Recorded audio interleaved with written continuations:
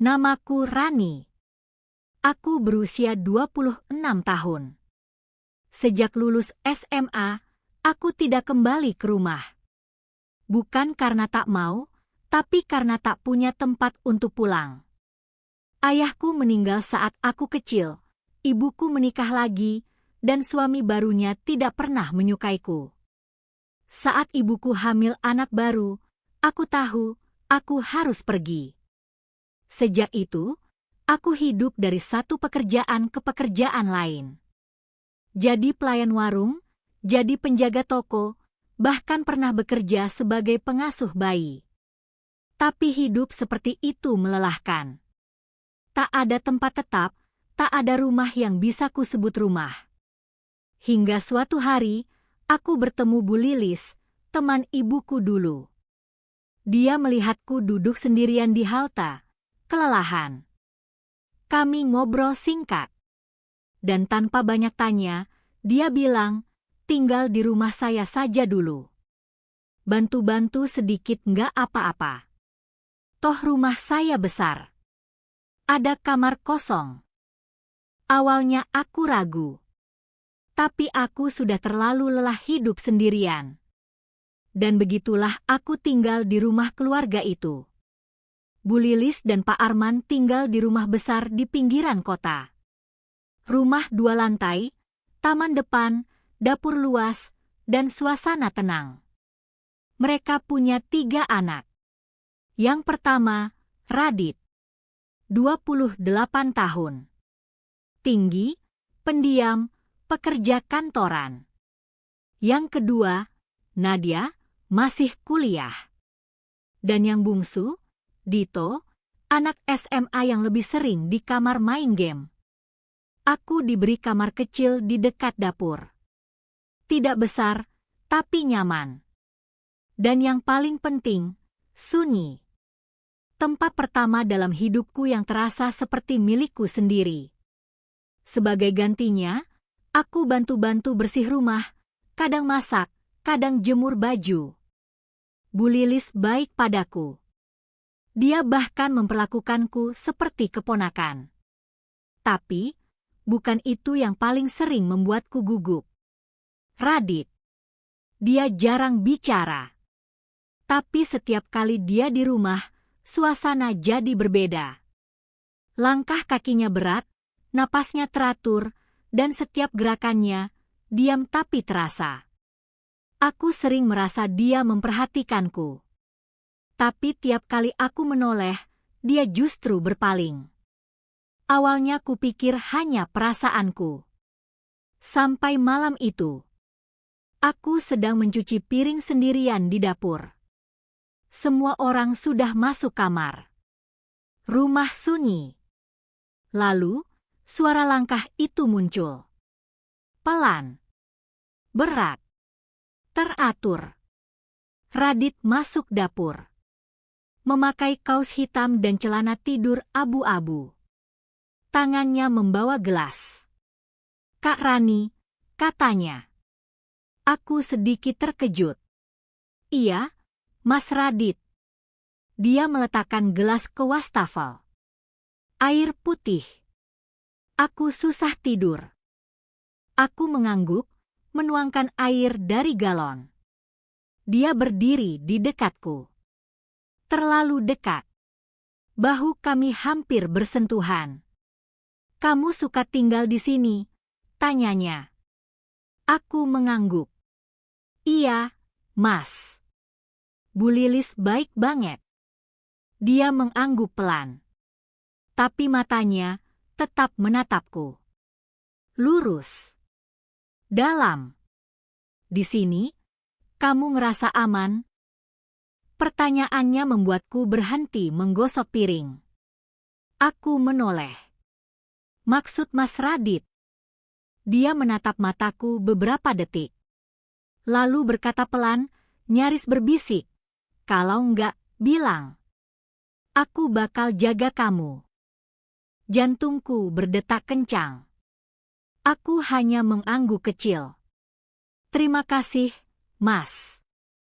Dia mengangguk kembali, lalu pergi begitu saja. Tapi setelah langkahnya menghilang, aku tetap berdiri di dapur. Tangan gemetar. Air mengalir pelan dari keran. Bukan karena takut, tapi karena sesuatu dalam nada suaranya terasa lebih dari sekadar perhatian.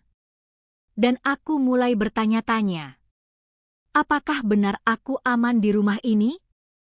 Atau justru disinilah semuanya akan dimulai? Sudah seminggu sejak percakapan singkat itu di dapur. Tapi kalimat Radit masih terngiang-ngiang di kepalaku. Kalau nggak aman, bilang. Aku bakal jaga kamu.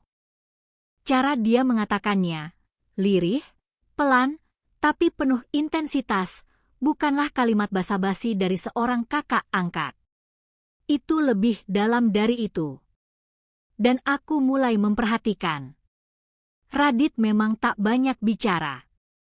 Tapi sekarang aku mulai menyadari, dia selalu ada. Di ruang keluarga saat aku lewat, di tangga saat aku naik ke atas, bahkan sering muncul di dapur meski tak ada keperluan. Salah satunya terjadi malam Sabtu. Aku sedang mengelap meja makan. Semua sudah tidur, rumah gelap. Tiba-tiba Radit turun dari tangga, tanpa suara. Langkahnya nyaris tak terdengar. Aku terkejut. Mas, kataku pelan. Belum tidur.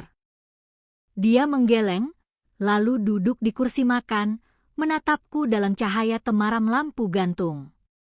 Kamu selalu bersih-bersih malam-malam gini? Aku mengangguk. Kebiasaan aja, Mas. Kalau pagi suka buru-buru. Dia menatapku lama. Lalu menghela napas pelan. Kamarmu, dekat dapur ya? Iya. Dia bersandar. Pernah ngerasa nggak nyaman? Aku menggeleng. Kalau ada yang ganggu, langsung bilang ke aku ya. Aku menunduk. Makasih, Mas. Dia diam sejenak. Lalu matanya menuruni tubuhku. Dari wajah, ke tangan, ke pinggul, lalu kembali ke mata. Aku menangkap sorot itu. Dan untuk pertama kalinya, aku tak langsung berpaling. Kami hanya saling diam. Tapi di antara diam itu, sesuatu bergerak. Pelan. Memanas. Hari Minggu siang, saat Bu Lilis dan Pak Arman keluar ke acara keluarga, aku diminta menjaga rumah bersama Nadia dan Dito. Tapi Nadia pergi ke rumah temannya. Dito di kamar dengan headset besar. Aku sendirian di dapur, menyiapkan makan siang. Dan Radit muncul lagi. Kali ini dia hanya memakai kaos putih tipis dan celana pendek. Rambutnya sedikit berantakan. Wajahnya belum mandi. Masak apa? Tanyanya. Sayur bening, jawabku, mencoba terdengar biasa. Dia mendekat. Boleh aku bantu? Aku kaget. Mas Radit mau bantu masak. Dia tersenyum. Nggak bisa masak, tapi bisa bantu motong. Kami berdiri berdampingan di dapur sempit. Aku menyiapkan sayur, dia mengupas wortel. Sesekali tangan kami bersentuhan.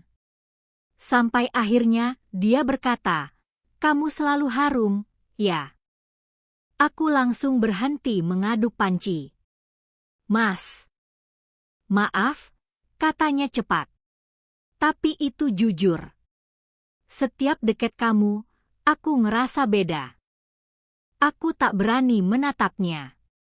Dia menaruh pisau, lalu berdiri di belakangku. Dekat. Sangat dekat. Rani, kamu nyaman tinggal di sini karena tempatnya, atau karena orang-orangnya? Aku menelan ludah. Dua-duanya. Dia mendekatkan wajahnya ke telingaku. Kalau aku bilang, aku suka kamu. Apa kamu akan pergi? Jantungku berhenti sejenak. Mas, jangan bicara begitu. Aku serius. Aku pikir perasaan ini salah. Tapi semakin aku lihat kamu, aku nggak bisa bohong. Aku berbalik. Wajah kami hanya berjarak beberapa sentimeter. Matanya merah. Nafasnya berat. Aku hampir bicara. Tapi langkah kaki terdengar dari arah tangga. Radit langsung menjauh. Aku buru-buru kembali mengaduk sayur. Dito masuk dengan wajah malas. Lapar. Udah siap belum? Bentar lagi, jawabku cepat, berusaha menormalkan suara. Radit tersenyum padaku, lalu berjalan keluar dari dapur. Tapi sebelum pergi, dia sempat menoleh dan berkata pelan. Jangan takut. Aku nggak akan nyakitin kamu. Tapi aku nggak janji bisa terus jaga jarak.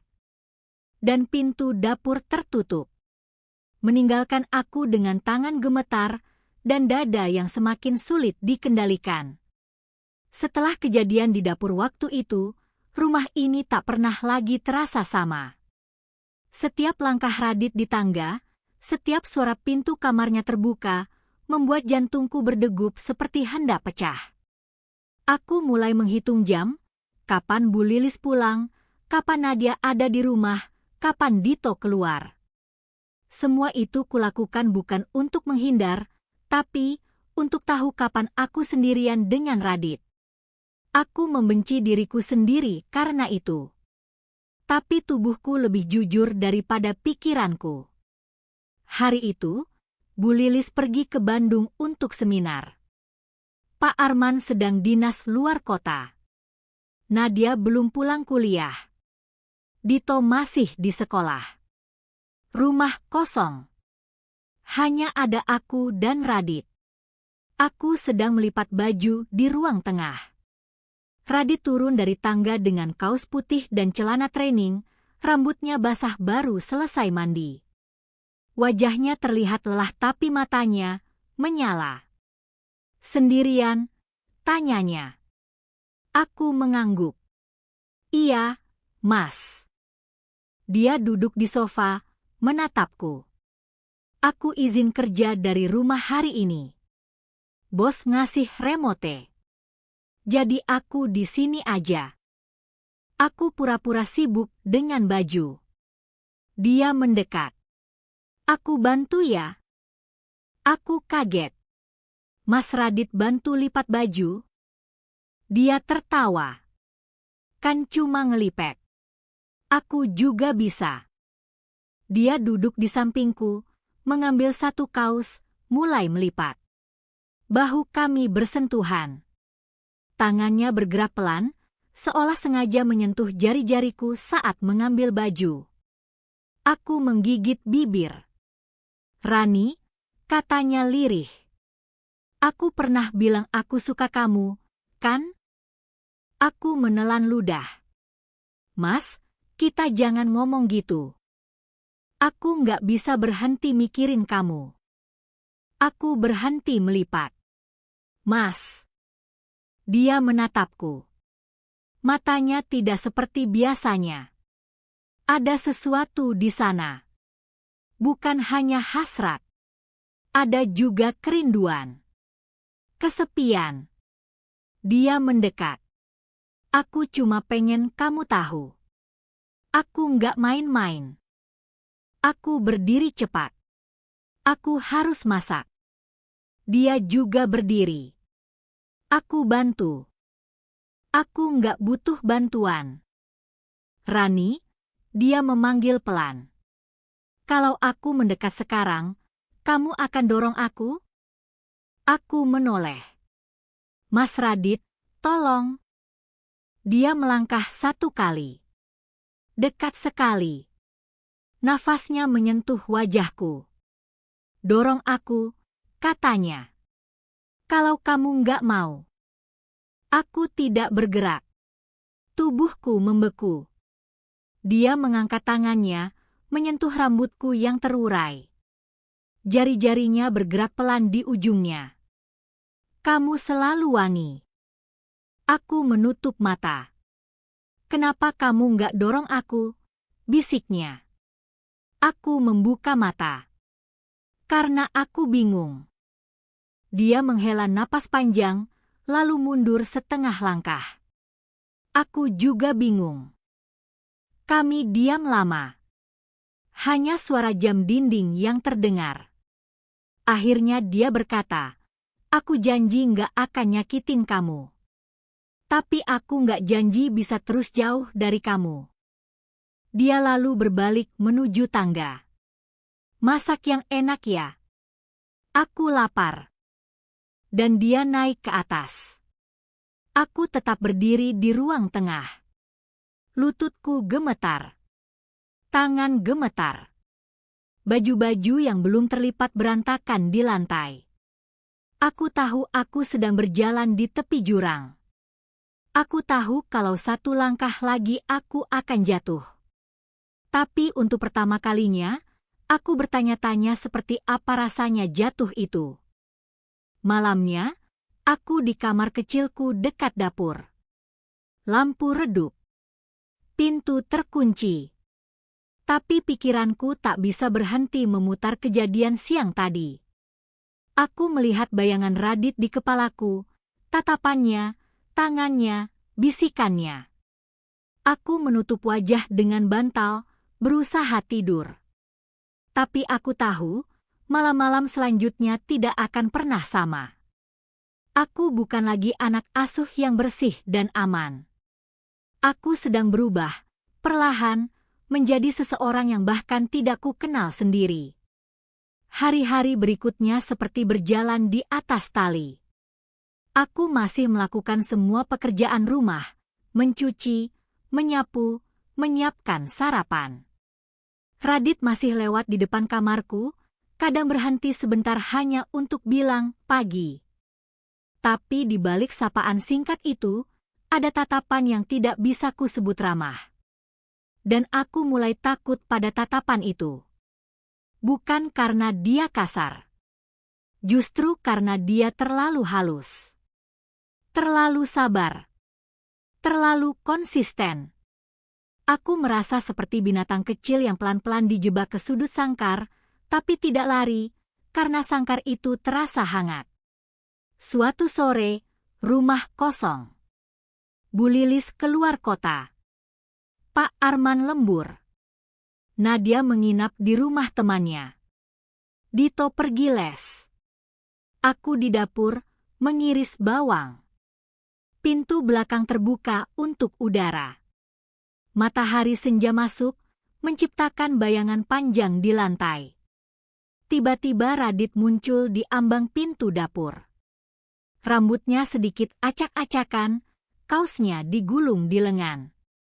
Dia tidak langsung bicara. Aku berpura-pura fokus pada bawang. Tapi aku tahu dia berdiri di sana. Rani, katanya pelan. Aku berhenti mengiris. Iya, Mas. Dia melangkah masuk. Aku harus bicara.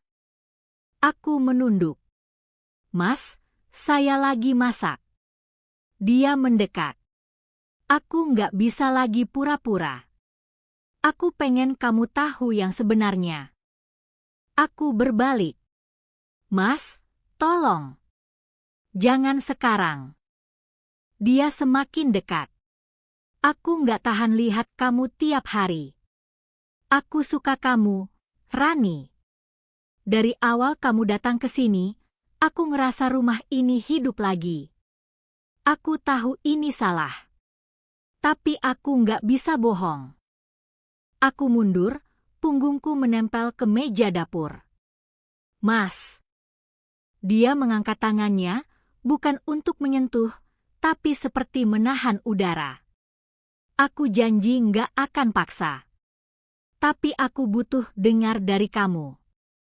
Kamu ngerasa yang sama, atau aku harus berhenti sekarang? Aku menahan napas.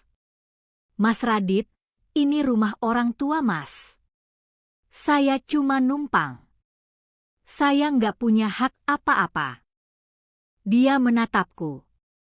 Tapi kamu punya hati. Dan aku juga punya. Dan hati itu nggak bisa dibohongi. Dia melangkah satu langkah lagi. Kini jarak kami hanya sejengkal. Aku gemetar. Mas. Dia mendekat, wajahnya hanya beberapa sentimeter. Kalau kamu mau aku berhenti, dorong aku sekarang juga. Aku memejamkan mata. Tapi tidak mendorongnya. Dia menatapku lama, lalu tangannya perlahan menyentuh bahuku. Hangat. Hanya sebentar.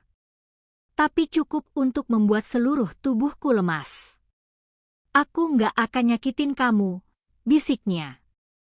Tapi aku juga nggak mau kamu hidup dalam ketakutan. Dia mundur setengah langkah. Aku akan kasih kamu waktu. Tapi jangan diam terus. Diam itu jawabannya lebih keras daripada kata-kata. Lalu dia berbalik, meninggalkan dapur. Aku bersandar pada meja, napas tersengal. Bawang yang tadi kuiris sudah basah oleh air mata yang bukan dari pedasnya bumbu. Aku tahu, bentengku hampir runtuh. Malamnya aku mendengar suara langkah di luar kamarku. Pelan. Teratur. Radit tidak mengetuk. Tapi aku tahu dia di sana. Menunggu. Aku mendekat ke pintu. Menempelkan telingaku. Suara napasnya di balik kayu terasa seperti ombak kecil yang memukul pantai. Aku tidak membuka pintu. Tapi aku juga tidak memintanya pergi. Dan dalam diam itu, aku merasa seperti dua orang yang terjebak di dua sisi pintu yang sama. Sama-sama ingin, sama-sama takut. Keesokan harinya, Nadia pulang lebih cepat dari kuliah. Dia masuk dapur, melihatku sedang melamun. "Kak Rani, kamu kelihatan pucat," katanya. "Kamu baik-baik aja?" Aku mengangguk cepat. "Iya. Capek aja." Dia menaruh tas, lalu menatapku dengan tatapan menyelidik. "Mas Radit akhir-akhir ini sering banget di rumah ya?" Aku tercekat. "Iya, kenapa?" Dia mengangkat bahu. "Entah. Aku cuma merasa dia beda. Lebih sering di dapur. Lebih sering kelihatan senyum sendiri." Aku tersenyum hambar. Mungkin dia lagi stres kerja. Nadia mengangguk, lalu pergi. Aku tetap berdiri di dapur. Kata-kata Nadia seperti peringatan. Seolah dunia luar sudah mulai mencium aroma rahasia yang kami simpan. Dan aku tahu, jika aku tidak mengambil keputusan cepat, rahasia ini akan meledak kapan saja. Hari-hari selanjutnya berjalan dalam kegelisahan. Bukan hanya karena perasaan yang tak pernah selesai antara aku dan Radit, tapi juga karena aku tahu, seseorang akan segera tahu. Nadia bukan anak kecil. Dia sensitif. Dan firasatnya tajam. Setiap kali aku melihat matanya, aku merasa seperti sedang diinterogasi diam-diam. Dan setiap malam saat Radit berdiri di balik pintu kamarku, mengetuk pelan, lalu diam, aku tahu waktuku hampir habis. Satu sore, aku memutuskan bicara. Aku tidak bisa lagi hidup dalam ketakutan seperti ini. Radit sedang duduk di ruang tamu, membuka laptop. Aku mendekat perlahan. "Mas, bisa bicara sebentar?" Dia menoleh cepat. "Tentu. Duduk sini." Aku duduk di ujung sofa, menjaga jarak. Aku mau pindah. Dia diam. Wajahnya kaku. Lalu pelan-pelan menutup laptop. "Kenapa?"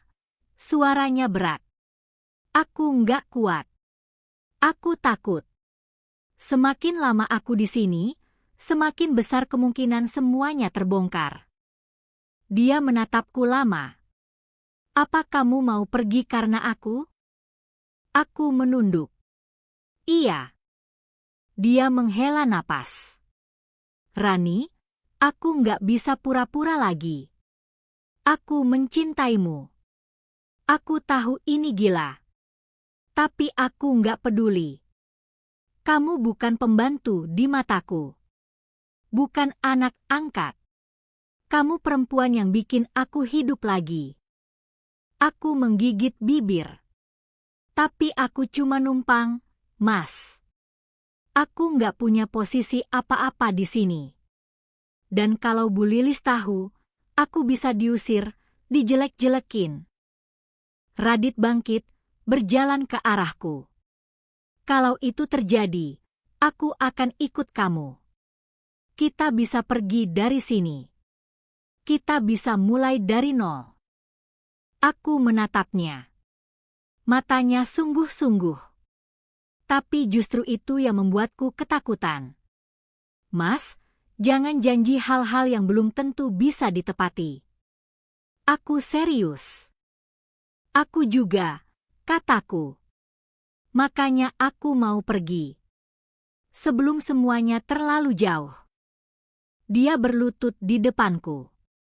Kalau kamu pergi, aku kehilangan semuanya. Aku berdiri. Lebih baik kehilangan sekarang, daripada dihancurkan nanti. Aku pergi ke kamar, mengunci pintu. Tapi malam itu, aku menangis sendirian di balik pintu, karena tahu, tak ada tempat yang benar-benar aman dari perasaan ini. Esok harinya, Nadia masuk dapur saat aku sedang membuat kopi. Kak Rani, kamu nggak apa-apa? Aku mengangguk. Kenapa? Muka kamu beda. Mata kamu kayak habis nangis. Aku tersenyum hambar. Cuma kecapean. Dia menatapku sebentar, lalu mencondongkan badan. Kak, boleh jujur? Aku menelan ludah. Apa? Aku rasa Mas Radit suka sama kamu. Darahku langsung dingin. Aku tahu kamu diam, kamu jaga jarak. Tapi Mas Radit beda sekarang. Aku kakaknya. Aku tahu pola dia. Dan sejak kamu tinggal di sini, dia jadi orang lain. Aku terdiam. Aku nggak marah, lanjut Nadia. Aku cuma takut. Aku sayang kamu. Tapi aku juga sayang Mama. Kalau ini ketahuan, rumah ini bisa pecah. Aku hanya bisa mengangguk pelan. Nadia menepuk pundakku. Kalau kamu butuh tempat tinggal baru, aku bantu cari. Air mataku hampir jatuh. Malamnya, Radit kembali datang ke depan pintu. Kali ini, dia tidak mengetuk. Tapi dia berbicara dari luar. Suaranya pelan.